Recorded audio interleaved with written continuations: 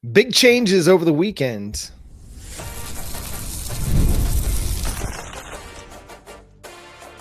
You are Locked On Sooners, your daily podcast on the Oklahoma Sooners. Part of the Locked On Podcast Network, your team every day. What's up, Sooner Nation? Welcome to Locked On Sooners, and thank you for making Locked On Sooners your first listen every single day. Shout out to all the everydayers out there. Today's episode is brought to you by FanDuel. Super Bowl 59 is here, and there's no better way to make every play more exciting than with FanDuel Sportsbook. New customers can bet just $5, and if you win, you'll score $200 in bonus bets. Download the app or head to FanDuel.com to get started. I'm John Williams. And again, thanks for making Locked On Sooners your first listen every single day. We're part of the Locked On Podcast Network, your team every day. Jay Smith is going to be out this week. He's out celebrating Mrs. Smith and her birthday. So happy birthday to her. But joining us on today's episode of Locked On Sooners from Athlon Sports is Jaren Spore. He also used to cover the Oklahoma Sooners with me over at Sooners Wire. Jaren, glad to have you on the show, man. So we're going to get started with everything that came down in the Friday news dump. The long rumored addition of Nate Dreiling came to be, but no co-defensive coordinator title. He's going to be the linebackers coach. Yeah, and that kind of surprised some people, but I think it's a smart move. I mean, they already have people say, who's the defensive coordinator? I mean, Todd Bates and Jay Valai have the code tag and have had the code tag. But, you know, we kind of always heard this was the rumor or the plan, I guess you should say, when Zach Alley left, that Venables was going to call the defense, hire a linebacker coach. And I just think it's funny how upset people got just because, you know, the only reason why there was even a question was because Jim Knowles called Oklahoma. If he doesn't call Oklahoma, we probably would have known this news 3 weeks ago. But, you know, I've heard a lot of good things about Nate Dreiling. He came apparently very recommended to Venables from many coaches. And, you know, he's a 4-time All-American at Pitt State. And I know it's Division II, but I mean, they were pretty good back when, especially when he was playing. They've had some really good years, and you're a 4-time All-American at the college level. Like, you know what you're doing. And with his age, he's like 34. You should be able to recruit well. Yeah, it's one of those situations where I think you're right. If you take the Jim Knowles thing out of the equation, you probably have this linebacker coach hire altogether. And listen, I don't mind that they're not hiring another defensive coordinator. As you mentioned, Jay Valai, Todd Bates, they've had those tags for a couple of years now. They brought Zach Alley in to be the play caller for 2024, and I think it worked out pretty well. But then when he stepped away to go to West Virginia, Brent Venables, like Jaren Kanak said on Twitter, he said, fine, I'll do it myself, put the Thanos glove on, and he's just going to go about business. And I don't think that that's necessarily a bad thing, but looking at Nate Dreiling, the dude just is climbing. He started off as an assistant at Pittsburgh State, his alma mater, and has just climbed the ladders since. Has been a defensive coordinator at multiple spots, had the really strong season in 2023 with New Mexico State, where they, again, held Auburn to 10 points. And I had a number of people reach out and say, listen, it was just Auburn. They were a terrible offense, but it's New Mexico State roster against an SEC team. I don't care if that was the worst Auburn team in decades. They still held them to 10 points and 2.6 yards per carry. The very next week, what did that Auburn team go do? They nearly upset Alabama. It took a 4th and 31 at the buzzer for Alabama to beat that Auburn team. So again, I don't get all of the uproar. I think you're right. If the Jim Knowles part of it isn't even in the equation, everybody's fine with it. And again, Nate Dreiling, he's a good, young, up-and-coming coach. But let's talk about this other piece too, because Wes Goodwin has been hired on as an analyst for the defensive side and assistant linebackers coach. This is kind of the beauty of the unlimited coaches and on-field coaches rule that came in 2024. What do you think about the Wes Goodwin edition, Jaren? See, I think it's a great addition, and I'm not sunshine pumping. Like, after going 6-7, there's a lot of problems that you have to worry about. But touch on next, right? But Wes Goodwin is not that. Like, he's going to come in and be an analyst. Like, I've heard some people be like, "Oh, you know, he gets fired from a job. Why would you want to hire him?" Like, he's coming to be an analyst. Like, we have bigger problems than to worry about a guy being an analyst. Plus, when he was an analyst under Brent Venables, and that was his right-hand man. I mean, that they were elite. They won a national championship in 2019.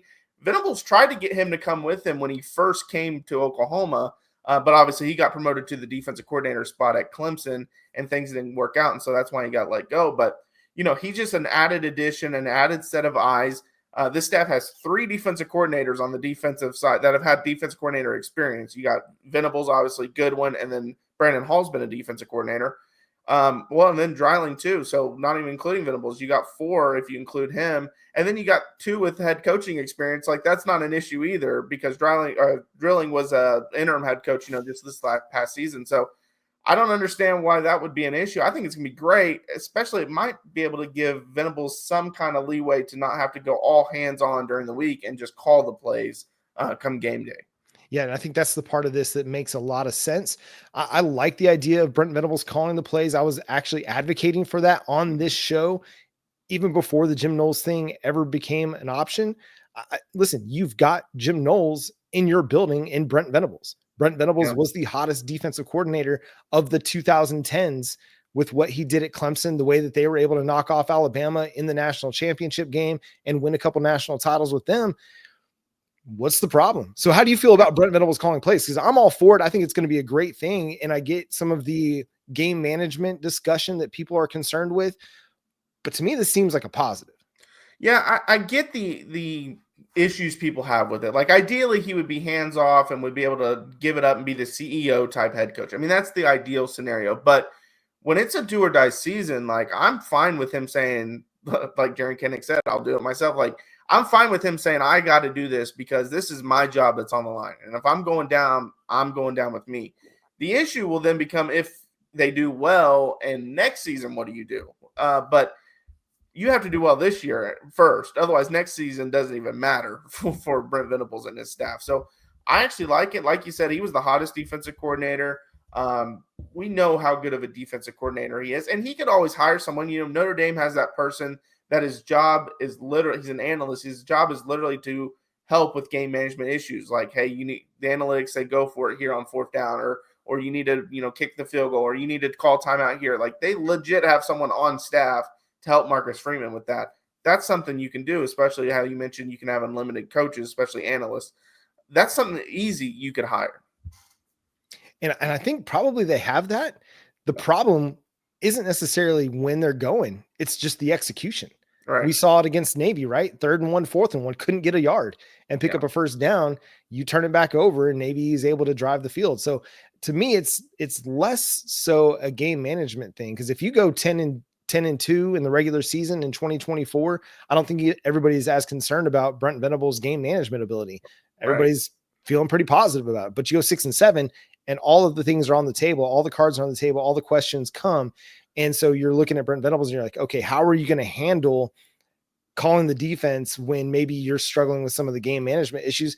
But that's also why you go and get a Ben Arbuckle. You get one of the hottest offensive coordinator names on the market so that you can have somebody you fully trust to play offense and run the offense the way it needs to be run and not have to worry about it so much. You thought you had that with Seth Luttrell and Joe John Finley. It did not work out. But I think everybody's on the same page that this is a make or break season for Brent Venables.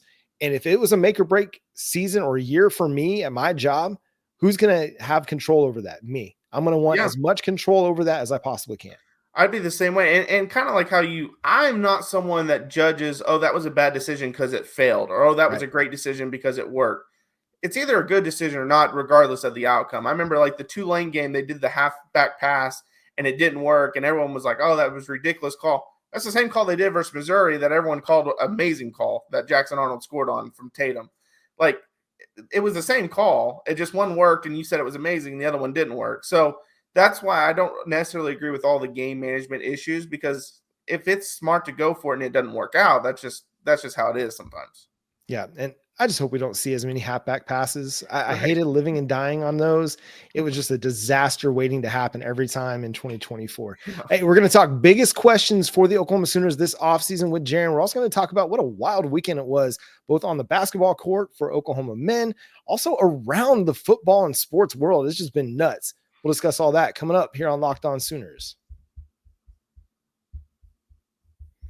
Super Bowl 59 is here. One game, two teams, endless possibilities, and there's no better way to make every play more exciting than with FanDuel Sportsbook. Whether it's predicting the first touchdown, calling the MVP, or even betting on the coin toss, FanDuel makes it easy to get in on the action with live betting. All game long, you can adjust your bets as the game unfolds and feel the thrill from kickoff to the final whistle. The live betting feature lets you stay involved no matter what happens on the field, and the app is super easy to navigate. Plus, knowing that you can place a $5 bet and potentially win $200 in bonus bets for the Super Bowl, that's the icing on the cake. Download the app or head to FanDuel.com to get started. Bet just $5, and if you win, you'll score $200 in bonus bets. That's FanDuel.com. Bet with FanDuel, official partner of Super Bowl 59.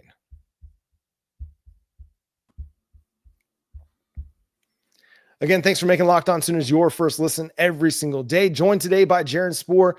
Used to cover the Oklahoma Sooners with me over at Sooners Wire, now covering all of college football with Athlon Sports. I wanted to call it Athlon Sports. It's very formal, this Athlon Sports. But Jaren, as we go into what is a very pivotal offseason for the Oklahoma Sooners, what do you think is the biggest question mark facing this team? Yeah, I was thinking about this, and just to put the caveat, like obviously tight end has been an issue, and so that's like the easy answer, but I don't want to take tight end because that's just too easy. I went back and forth between offensive line and wide receiver, but I'm ultimately going to go with wide receiver, and the only reason is because like I think Giovanni Gibson has a chance to be very good, but all the transfers they brought in, Josiah Martin, Keontez Lewis, Giovanni Gibson, like I mentioned, Isaiah Satanga, like they're all not really proven guys, or they're proven at a smaller level. Like Giovanni Gibson had a massive season last year, but it was the FCS level. And so now you're coming to the SEC. Now, one thing we see in the NFL all the time is you'll get a guy drafted from some small school, but he can play and they pop off in the NFL. So it's not saying that these guys aren't talented. It's just there's a big question mark there. And we saw how important the wide receiver room was last year when you lose 5 of them. So you need someone to step up. Obviously, Deion Burks is back, and that hopefully he can stay healthy because he proved he was really good when he was on the field. Then you hope the younger guys show some things. Ivan Carrion showed something in the bowl game. So we'll see there, and Zion Kearney as well. But wide receiver, it's just a question mark because we just don't know about the new 5 transfers that come in. And then Jaden Gibson too. Like the patella injury is not an easy injury to recover from, especially as a wide receiver. So who knows what he will be like.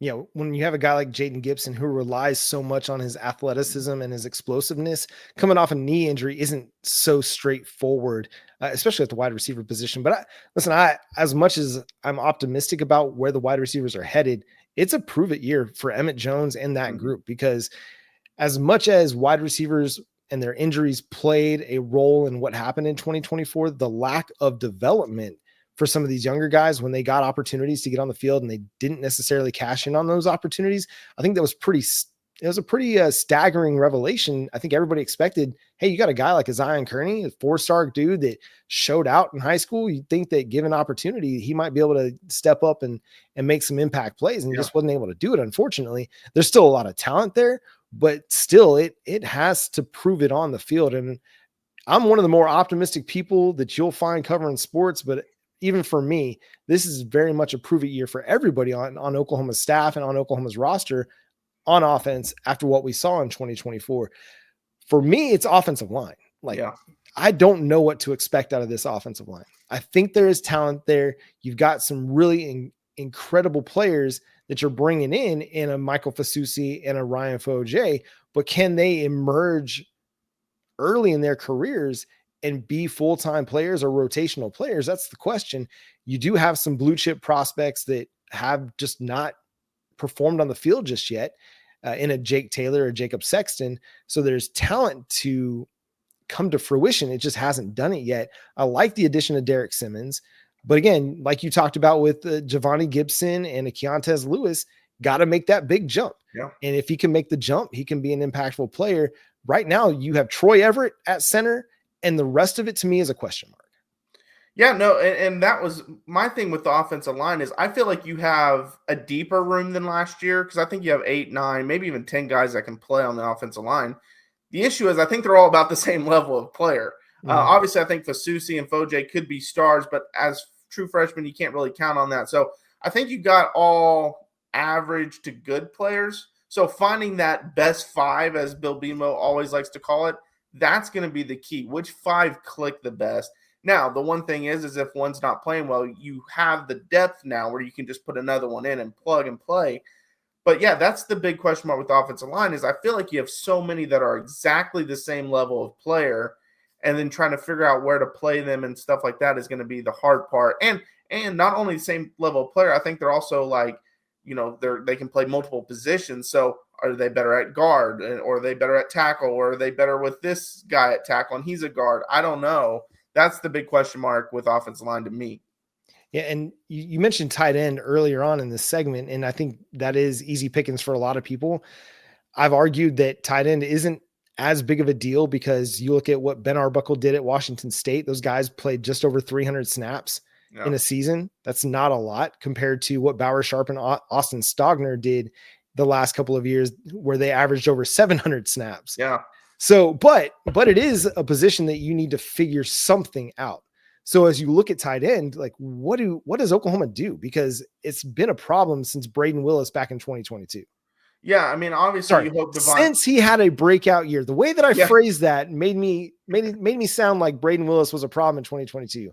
Since he broke out in 2022, 2023, 2024, tight end was very underwhelming. Yeah, obviously, you hope Devon Mitchell takes that step, but him not even getting a snap in the bowl game was kind of like eye-raising, because we kept hearing how great he's doing in practice and leading up to that, and he's this devastating blocker and all this stuff, and he can't get one snap in a bowl game. Like, that was a kind of eye-raising. Now, I will also say I'm surprised that Ivan Carrion hasn't been made the move there, at least to a tight end, because he's so big, and if you could just put muscle on him, he could be a perfect tight end. Now, I will say Arbuckle does kind of use that flex tight end. Like we kind of saw Mark Andrews early in his career kind of line up as a receiver more than a tight end. So maybe that's where Carrion can slide to. But yeah, I mean, you go look at the transfer portal also for them, and it's a bunch of guys that not only played at a lower level, but didn't produce much at a lower level. At least the receivers, produced at a high level at the lower level. But I don't know what they're going to do at tight end. That is, you have to hope. I mean, Joe John Finley's put all of his eggs in Devon Mitchell's basket, and he has to be the player they thought he was going to be. And, one of my favorite phrases, your 5 stars have to be 5 stars. And so he's got to be that. And it's been a minute since Oklahoma's 5 stars have been 5 stars. Yeah.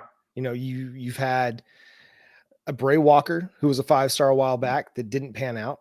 Spencer Rattler didn't pan out for you. Neither did Caleb Williams, really. Yeah. And then now you're kind of putting the eggs in the Foje or the Michael Fasusi basket on the offensive line. You're waiting for a PJ Adebawari breakout. You're waiting for a Peyton Bowen breakout. The same is true for Devon Mitchell. I mean, the talent is there.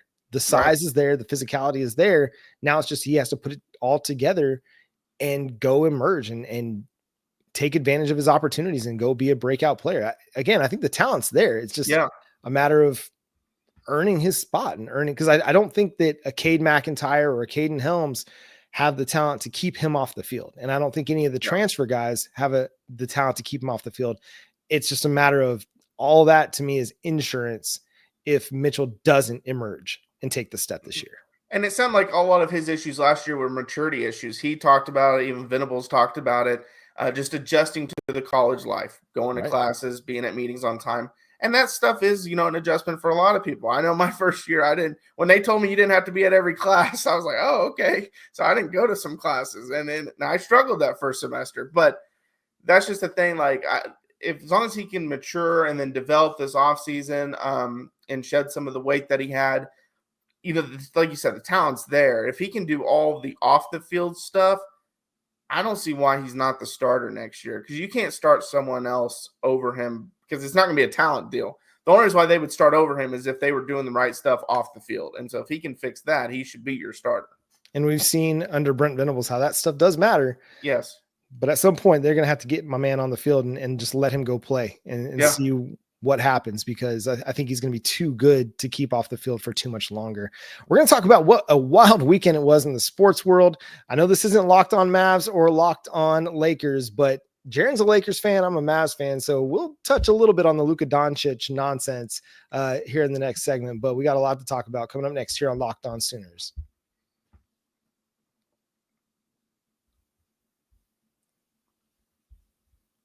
Thanks again for making Locked On Sooners your first listen every single day. Shout out to all those everydayers. Make sure you're tuned in and subscribe to the show every single day. Part of the Locked On Podcast Network, your team every day. So, Jaren, I think we're starting to understand that Jaren Kanak is moving to the offensive side of the ball. It was kind of rumored a little bit ago, but he made the number change to number 12. He had his number 7 taken on the defensive side of the ball. Sounds like my man's going to be playing some H-back tight end for Oklahoma.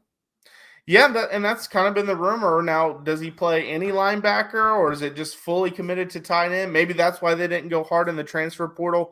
The one thing about Kanak is he plays so hard, so you'll probably see him flat some people on blocks just because he's just going to go full speed and run them over. And we've also obviously seen the high school highlights of him just trucking a lot of people. So, and we know he's big, athletic, and fast. If he can pick up the offense, we know he really struggled picking up playing linebacker. He had never played it before until he got to Oklahoma. So if he can pick up playing offense and pick up the system, he might be a really good player. I don't know how well he catches the ball because at high school it was all just wildcat quarterback. So that's just what he did. But he should be at least a devastating blocker, at least it looks like. Yeah, somebody you want to try to get the ball in space to. And I think that'd be intriguing. How can they get him on the field in a way that's going to allow him to use his speed and his athleticism? Because he wasn't just high school fast. Like we saw at the collegiate level that he was college fast too, that he can make plays in space. Now, what's it going to look like when he gets on the offensive side of the ball? Really, really good special teams player. Still one of your core key contributors on this team. Now it's a matter of finding him more of a full-time role. And listen, as we talked about with tight end, there's questions. So to me, there's not an unreasonable path to playing time for Jaren Kanak at tight end or H-back or slot wide receiver, what have you. I think there's going to be opportunities for him there. It's just going to be fascinating to see how much he can earn this year, which going into his 4th season with the Oklahoma Sooners now, it's kind of a make or break year for my man, but I think he's got the talent and the athleticism to be impactful. Another big move that happened was from Ohio State, Chip Kelly going to the Las Vegas Raiders. So not only did Ryan Day lose Jim Knowles to Penn State, but now he lost his offensive coordinator, Chip Kelly, to the Raiders.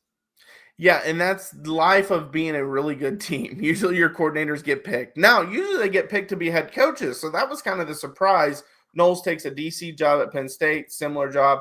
Obviously, Kelly going to the NFL, that's not unusual. But, yeah, usually you see them take head coaching jobs. So Ohio State's going to have to find some court, and they're going to have to replace a lot on their team because they paid a lot to keep a lot of guys, and a lot of those guys are gone. Jack Sawyer, the JT Tolomolo, however you say his name. His name's hard to say, but yeah, I mean, they're losing a lot. So we'll see what ends up happening. I saw Jeremiah Smith tweeted about it, and he wasn't super happy about Chip Kelly leaving, but that's the life of being a national championship type team.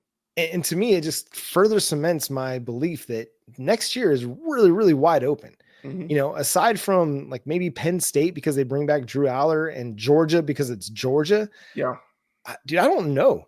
Like the top 10 is going to be very much in flux. And I don't think there's any guarantees about who's going to be good and who's going to be a playoff team next year. Yeah, and we didn't have this like crazy transfer portal where all these star players were entering and going to different teams. So yeah, I mean, there's a lot of question marks. I mean, Ohio State, they're going to have to start probably a redshirt freshman at quarterback, super talented. But we just saw with Jackson Arnold, it might not always pan out. Now, there were also some things that happened with Arnold, his receivers going down and stuff. But still, I mean, that's a big question mark for them. And so, yeah, it's going to be wide open next year. Are you buying the Texas hype? Yes and no. I mean, I will say I hate to say it as an OU fan and grab, but they are definitely on the right path with Sark. And I believe that, they've always recruited well. They just haven't developed well. And now Sark is developing well. The key is what is Arch Manning, and we've seen him play this year, and he had some really high moments and he had some lower moments. And so we'll see what he ends up being as a player, which is normal for a young guy. You have those highs and you have those lows during a season, but that's why you have Quinn Ewers there. My biggest question mark with them is they are losing so much defensively. And I know Anthony Hill is a star and Colin Simmons is a star in the making. Like, I know they have some that are returning, but Barron being gone and just losing some of that secondary. I believe Makuba's gone as well. So losing some of that's the big question mark along with Arch. And you got an offensive line that's going to have a lot of turnover as That well. too. And that Yeah. group wasn't necessarily playing great with all the guys that they had starting for them Yeah. at the end of the season. I think they lose Oklahoma 4. men's basketball had a big win over Vanderbilt, 30-point win over number 24 Vanderbilt. Jeremiah Fears rebounded from I would say a poor outing against Texas A&M earlier in the week, where he's 0 for 5 for 0 points. Well, he goes 8 for 12, 21 points, has 4 assists. It is the Jeremiah Fears we saw in non-conference play. Yeah, and he's been projected as a lottery pick. Now, I don't know if I necessarily agree with that, but then he put on a lottery pick type performance in that game. And that game was so weird to watch because I remember with like 5 minutes left in the first half, OU had like 21 points and they were down like 33-21. And I was sitting there like, man, they are so bad offensively sometimes. Like, this is terrible. And then they go score like 97 in the game and just explode the rest of the game. But you have to win some of these close games in terms of like you think the teams are going to be close. And Vanderbilt was a team that is on OU's level. You have to start winning some of those. And that's what OU has struggled to do that really since Porter got there is the 50-50 games they aren't pulling off a lot of times. And then on top of that, they're really not ever upsetting many teams either. So you have to start winning those 50-50 games because this stretch they're about to be on is going to be brutal. Yeah, Jalen Moore had another really solid game. That dude is just like steady as he goes, man. He's like a big old cruise liner, just cruising down the street or cruising down the ocean. No big turns one way or the other. Just he's good for like 19 to 23 points every single night. And then Dayton Forsyth, dude is on fire, and he's really emerging as a breakout star this season. Yeah, and you can make an argument he needs a start. Now, I don't know how it would all work because I think Fears still needs a start because he's probably your most talented player. But the energy he brings is just off the charts. I mean, in the game against Texas A&M, he like led them in rebounding, and he's like 6'1". So his effort he's going to give you is incredible, and he sparked them. And to get to the craziest story of the weekend, again, go check out Locked On Mavs, Locked On Lakers. They'll have so much coverage for you here on the Locked On Podcast Network, your team every day. But Jaren, what was your reaction to the Luka Doncic news? Yeah, it was crazy. So it's at Athlon. I'm the college football writer. I also write about NBA. And so I write about both. And so I'm about to go to bed and I get a text from one of my buddies in a group chat that sent the deal. And I just went to it. I was like, no, this is like a fake Shams count. And even clicked on the profile and was like waiting for him to say that, no, this is fake. Because I was stunned. Now, I will say I'm probably an Oklahoma City Thunder fan, but I'm a LeBron fan. So okay, that's right. That's what it is. That's what it is. Yeah, I'm a LeBron fan, so I kind of root for the Lakers. He was my favorite player growing up. But still, I mean, I was stunned because I'd watched the game earlier that night when they played the Knicks. And afterwards, LeBron was talking like how they need to keep improving while Anthony Davis is out and how without him, like their defensive rotations have to be better. And he's not talking like someone that knows that Anthony Davis is about to be traded.